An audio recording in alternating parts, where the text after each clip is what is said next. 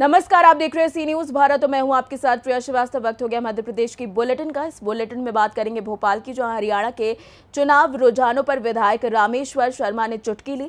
आगे चर्चा करेंगे ग्वालियर की, जहां पीएम आवास दिलाने के नाम पर 14 लाख रुपए से ज्यादा की धोखाधड़ी की गई। साथ ही चर्चा होगी पन्ना की भी, जहां नगर पालिका के बाहर प्रदर्शन किया गया। ऐसी तमाम खबरों पर डालेंगे नजर इस बुलेटिन में।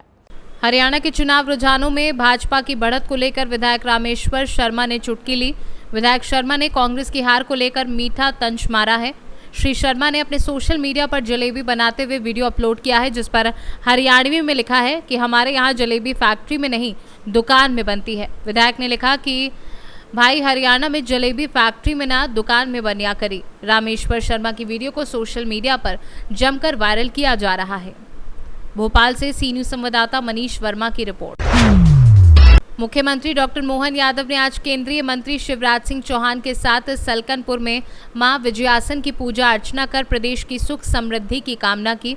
मुख्यमंत्री डॉक्टर यादव ने केंद्रीय मंत्री चौहान के साथ सलकनपुर में बनने वाले देवी लोक का अवलोकन भी किया। सीहोर जिले में मां सलकनपुर के धाम में आया हूं। हमारे माननीय कृषि मंत्री पूर्व मुख्यमंत्री माननीय शिवराज सिंह जी भाई साहब ने इस पूरे धाम के लिए अत्यंत, जैसे प्रदेश के लिए मेहनत की, काम किया, एक प्रदेश को बहुत अच्छी स्थिति में लाए, ऐसे धाम का भी अत्यंत मनोरम और एक तरह से मन प्रसन्न होने वाला स्थान बनाया है। इसी काम को और आगे बढ़ाएंगे। माँ का आशीर्वाद हम सबको मिले। सलकनपुर मैया की जय। भोपाल से सी न्यूज संवाददाता मनीष वर्मा की रिपोर्ट। आज धार जिला मुख्यालय पर हुई जनसुनवाई। कुक्षी क्षेत्र के पीड़ित परिवार धार कलेक्टर को शिकायत की, जिसमें 21 जनवरी 24 को रुमाल सिंह अलावा की हत्या दहेज थाना क्षेत्र के ग्राम ठेगच्चा की गई थी, किंतु पुलिस के द्वारा इस हत्या को न बताकर जांच में इसे जंगली जानवर का शिकार करना बताया है। जबकि वन विभाग के द्वारा बनाए गए पंचनामे पर स्पष्ट लिखा गया है कि रुमाल सिंह की हत्या किसी जंगली जानवर के शिकार से नहीं हुई है। इधर मृतक रुमाल सिंह की पुत्री संगीता ने क्या कुछ बताया है, वो भी सुन लीजिए। मेरे पापा की निर्दयता से हत्या की गई है, तो हम इसमें जांच के लिए आए हैं। इस प्रकरण शिकायत करी है तो पुलिस ने क्या कहा है, मतलब क्या रिपोर्ट दी है? उन्होंने बोला है कि जानवर खाया गया है, डेड बॉडी। आपका क्या कहना पड़ रहा है? वो अगर मेरे पापा को जानवर ने खाता तो मेरे पापा ने एक कुत्ता पाल रखा था, वो आंगन में ही था, तो अगर जानवर खाता तो पहले वार वो कुत्ते पे करता। और पापा का मोबाइल 15 किलोमीटर दूर गाजगोटा में मिला है, और हमारे लॉकर को भी तोड़ के चोरी की गई है। उससे जानवर का क्या ताल्लुक है? जैसे कि आपने शिकायत किनको की है? हमने एसपी कार्यालय में भी आवेदन कर चुके हैं और सीएम हेल्पलाइन पे भी कर रखी है। अब क्या चाहते हो? कार्रवाई आगे, जो भी हमको न्याय नहीं मिला है तो जन सुनवाई में हम लोग आवेदन देने आए हैं कि इस प्रकरण की अच्छे से जांच की जाए। अच्छा, आपको किसी में शक है क्या? जी हाँ, शक है। हमारे परिवार का सदस्य है, वो चश्मदीद गवाह था। थाने में 4 दिन रखा गया। उसके बाद उस व्यक्ति ने बयान पलट दिया। आपका नाम बताइए। संगीता जामोद। कहाँ रहते हैं आप? मैं टांडा में रहती हूँ। धार से सी न्यूज संवाददाता प्रकाश जोशी की रिपोर्ट। प्रधानमंत्री आवास योजना के तहत बनी मल्टी में आवास दिलाने के नाम पर दर्जन भर से अधिक लोगों के साथ 14 लाख रुपए से अधिक की धोखाधड़ी का मामला सामने आया है। आवास रीसेल करने के नाम पर ये रकम ली गई और फरियादियों को कुछ निगम की फर्जी रसीदें भी दी गई। इस धोखाधड़ी का शिकार हुआ एक दंपत्ति आज एसपी ऑफिस जन सुनवाई में पहुंचा और पुलिस से मदद की गुहार लगाई। फरियादी की शिकायत पर पुलिस ने मामले की जांच कर कार्यवाही का आश्वासन दिया है। मेरा नाम मुकेश सिंह तोमर है। ये विनोद तोमर नाम का है, विनोद लड़का है। इसके पिताजी का नाम रामफल सिंह तोमर है। ये हमसे चुनाव, जब लोकसभा चुनाव थे उस समय मिला था। इसने घर वगैरह अभी अपना दिखाया था। रामनगर में, इंदिरा नगर में रहता है ये, वार्ड नंबर 7 में। इसने बोला था कि प्रधानमंत्री आवास योजना के मकान जो सागरताल फेज़ 2 में हैं वो रीसेलिंग हो रहे हैं। जिन लोगों ने 2018 में किस्तें मकान लिए हैं, 20-20 हज़ार रुपये भरे, उसके बाद कोई किस्त नहीं भरी हैं। तो ये मकान मेरे को और मेरी मिसेज को, नीतू सिंह को, दोनों को एसडीएम साहब ने रीसेलिंग के लिए बोला है कि आप इनको रीसेलिंग करवाओ। तो 2.5 लाख रुपए में 2.5 लाख रुपए में इसने हमको बताया, और नगद पेमेंट इनका जमा होगा, कोई अकाउंट में नहीं होगा और किसी मतलब कोई चेक द्वारा नहीं होगा।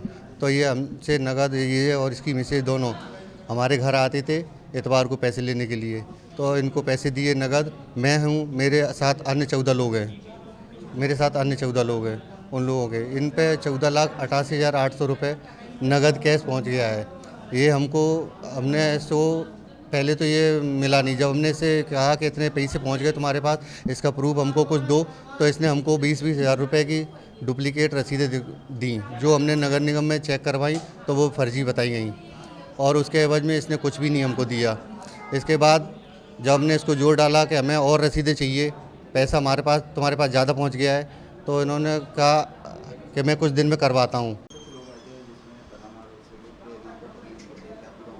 आज जनसुनवाई के दौरान एक महिला फरियादिया के द्वारा एक आवेदन प्रस्तुत किया गया। उसमें बताया गया कि सागर ताल मल्टी का आवंटन को लेकर कुछ लोगों ने उनसे पैसे लिए।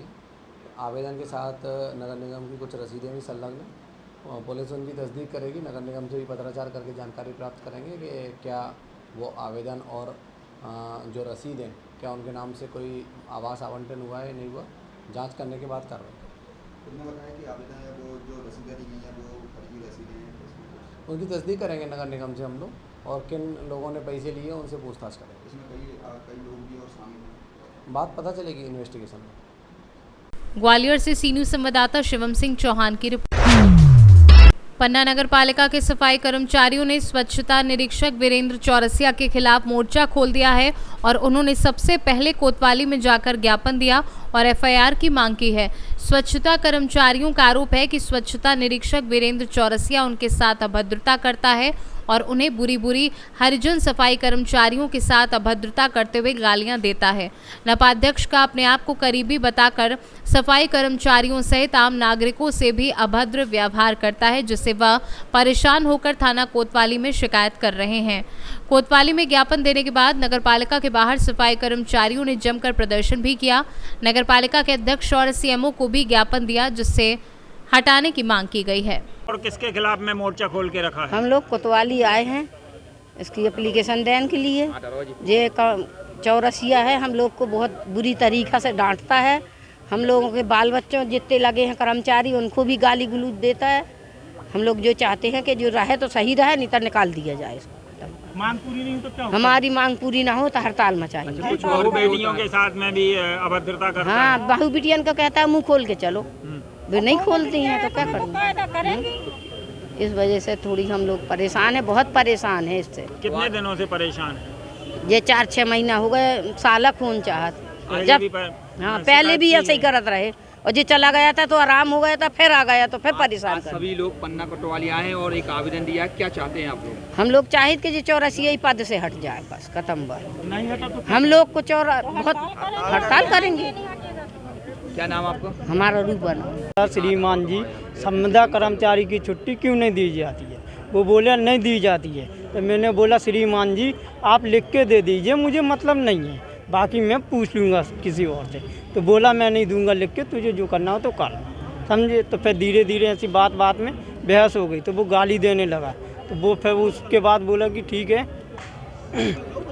जा तुम घर जाओ। तो मैंने बोला अभी तो मैं काम में हूँ, वो काम कर ही के जाऊँगा।